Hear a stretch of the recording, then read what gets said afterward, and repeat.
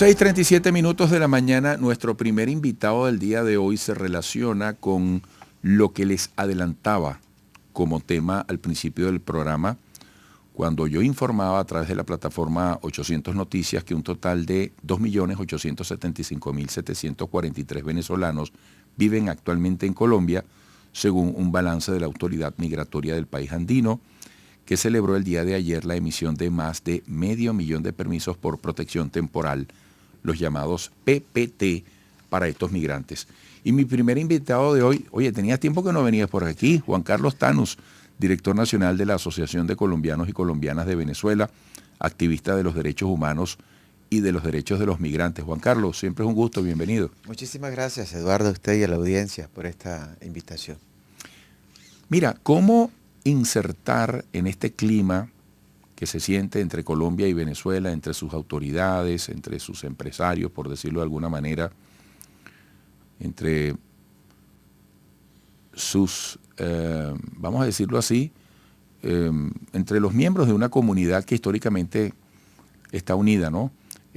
¿Cómo insertar esta noticia que yo acabo de dar, la entrega de estos títulos, de estas certificaciones llamadas PPT?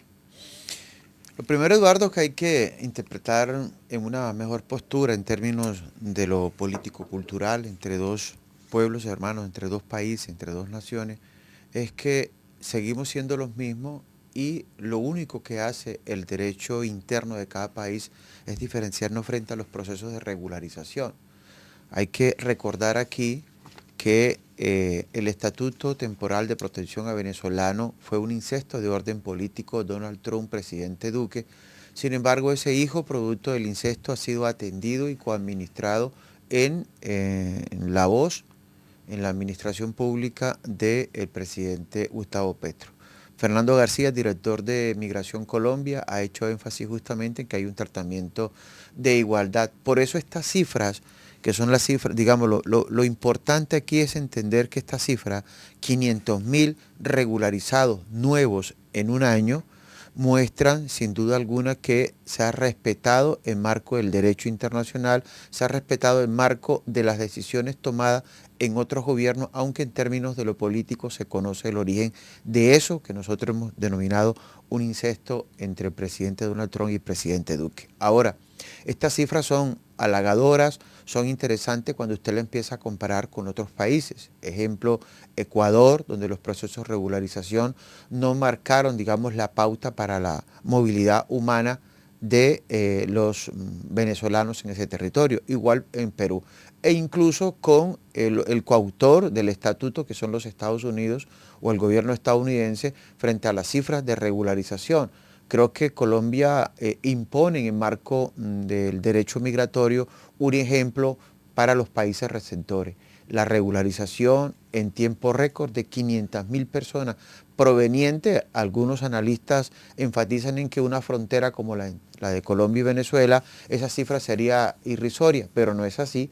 En la historia, los procesos de regularización son muy distintos a los procesos de convivencia. Usted encuentra hoy en la frontera, aquí en Cúcuta, donde 12.000 ciudadanos nacidos en territorio venezolano obtuvieron el permiso, tienen cómo moverse en el país, tienen acceso a la salud, a la educación, al trabajo, a la vivienda, a partir de la regularización migratoria. Igual le pasa a los recientes 16.000 que lo obtuvieron en ciudades como Bogotá. Es decir, usted puede convivir con la irregularidad migratoria, pero no habría la posibilidad de generar procesos de inclusión en el marco del derecho interno de cada país si esto no aplica.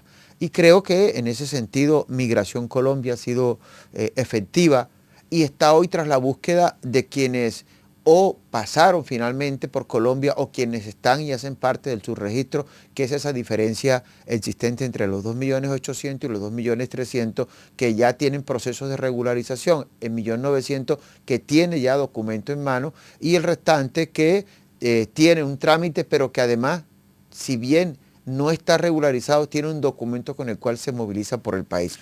Ahora, ese es un trabajo permanente, ese que acabas de describir, que es muy importante y que toca el sensible terreno de los derechos humanos. ¿Cómo se hace la contabilización, el conteo, la ubicación de esas personas, porque lo ideal sería que, incluso para cualquier migrante, un venezolano que toque suelo colombiano, trate de regularizar su condición y no se sienta un evadido, no se sienta un fugitivo, una persona que no quiere ser vista por la ley, ¿verdad? Eduardo, digamos que Migración Colombia tiene una plataforma permanente. Lo que ocurre es que hay unos cortes y unas fechas definidas para la implementación del estatuto. Es decir, el mecanismo dice o expresa que quienes hayan ingresado a Colombia hasta el 31 de enero de 2021 son susceptibles de aplicar para el estatuto. A partir de allí hay un proceso totalmente distinto, es decir, se acoge a los procesos del derecho interno, del derecho migratorio que ha establecido la legislación colombiana para tal. Sin embargo, la movilidad, que no es el impedimento hoy, la regularización es el inicializador de otros procesos, pero la movilidad está de tal magnitud. Usted hoy encuentra en situación irregular a un venezolano en territorio colombiano y es orientado por la autoridad, porque además hay un programa para eso, porque puede ingresar y mantenerse hasta 180 días en el territorio colombiano con las determinaciones en términos de migración. Mucho más allá sería la búsqueda entonces de un proceso de orden cultural que permita que ese inicializador de derechos establezca, digamos, estructuras como tal.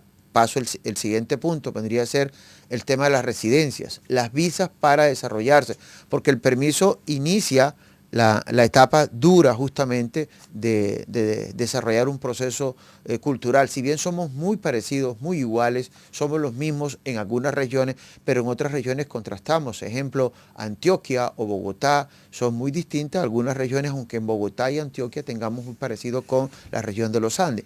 Pero digamos, allí el proceso cultural tiene que darse en menos tiempo, no tener que esperar los 10 años para las solicitudes de visa, sino intentar que el proceso de visado sea en menor tiempo posible. Y para eso tendríamos que acogernos a los 181 días, es decir, los primeros 180 días con los cuales se puede tener movilidad.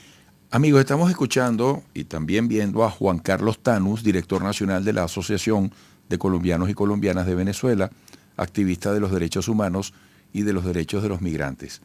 Fíjate, estamos hablando de un permiso de regularización con carácter temporal. ¿Qué define esa temporalidad? ¿Es un ciclo objetivo que se cumple, que se renueva, o está supeditado desde el punto de vista subjetivo a algún tipo de evaluación?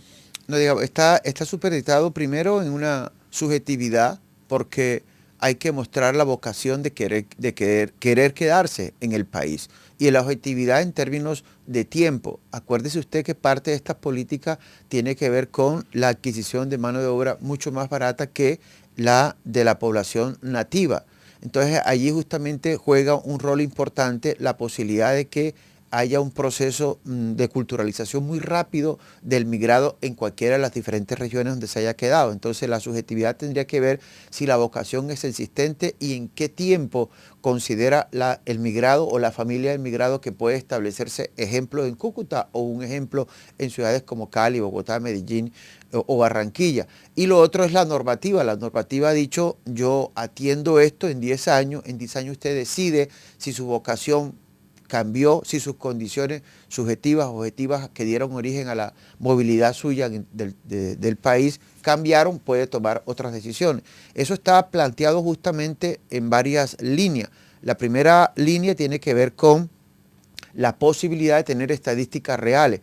Hoy, gracias al proceso estadístico de Migración Colombia, se pueden focalizar a la población por municipios, por departamentos y por regiones, que es sumamente importante, y atender además. Y segundo es que eso es un ganar-ganar.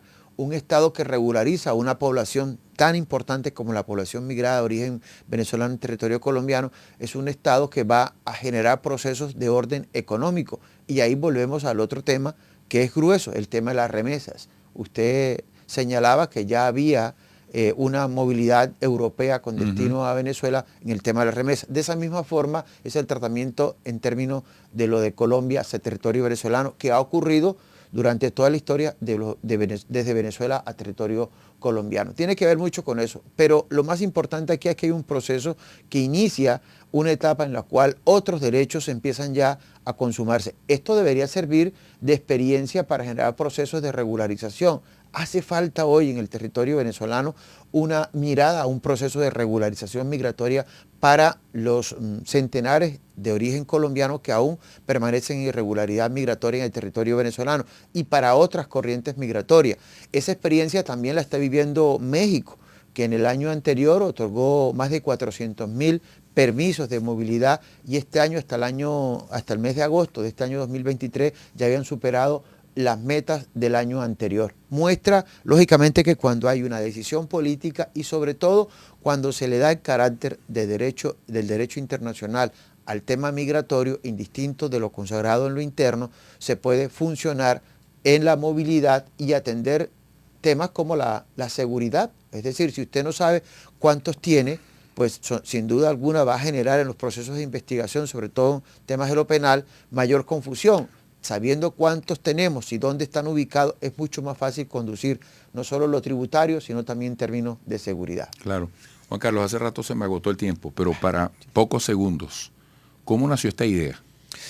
El estatuto, digamos, el estatuto es producto de una política para bloquear, para impedir que el gobierno venezolano pudiera desarrollar una política real a su interior. Acuérdese usted que en el pasado gobierno del presidente Iván Duque se generó un proceso de confrontación a lo interno y a lo externo contra Venezuela. Pero hubo un propulsor en particular, un movimiento que hizo posible estos permisos. Claro, sin duda alguna, insisto, utilizando las herramientas del derecho, en la articulación con los Estados Unidos se trabajó. Ejemplo, ACNUR juega un papel clave e importante, aunque tengamos diferencia frente a la calificación, si son migrantes económicos o políticos, porque son dos cosas totalmente distintas para eso. Sin embargo, insistimos, una vez consumado el hecho, el hijo de ese hecho se atiende en el marco de lo que corresponda, porque finalmente aquí ya hay unas razones de orden humanitario basado en la coyuntura que vive el país. Bueno, Juan Carlos, feliz Navidad, Muchísimas un gran gracias. 2024 y esperamos seguir contando contigo. Para usted y para ustedes. Mucha salud. Muchas gracias. Juan Carlos Tanús,